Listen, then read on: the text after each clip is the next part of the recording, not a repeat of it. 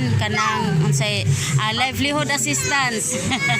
Livelihood assistance gikan sa Danyo Iligan.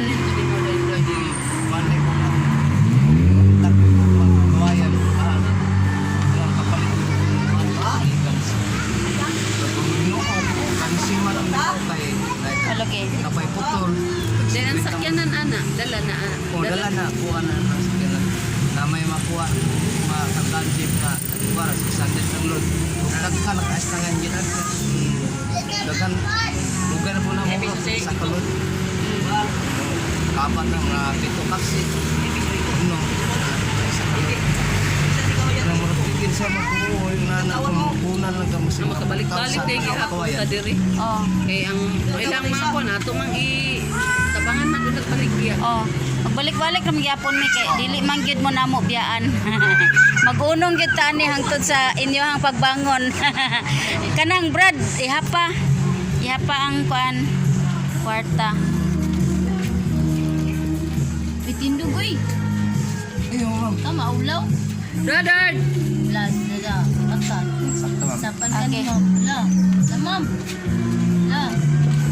Sa dawata Ma'am Arlene kay inana man gyud ang atong paagi bitaw aron mas kuanta. Kay bawion gyapon ang sirugma. Ipalit. Alit ang kawayan. Okay. Unsa na ikasulti? Salamat kayo. Salamat kayo nga Saya nakatabang. tabang ka tas mupunan ka Balik na po tayo sa- bangon po niya. Ah lagi. Oh. Kuan lang ta. Bangon po niya. Lagi. Sakto gyud. yun mong iyang sa Ginoo dahil mahalin, dahil pasalamat bitaw ta. Salamat ta na igrasya Tabang. Sakong kabayan. Sabot. Wala tamang lampon tayo dito. Wala siya trabaho. Wala tayo trabaho, tayo. Lima kayo May may kabas. Lima kayo makay gatas bata. Lagi. Sa ako tayo gabsunod. Kada yung Tag may bugas kuwayan kada kayo. adlaw, no? Tayo may kuwayan, bahala ko. Bahala Ay! ko. Ako yung gabsunod. Sige mo kong doktor ko. Lagi. Panday. Sa to lagi income tatatlaw yan. Daghan nagsabot naman mi kaming grupo na amo nang ipang post sa Facebook. Para matabangan mo na mo kuan baligya. Tayo kayo. Kung daghan pa lang kong kuwayan, ma'am.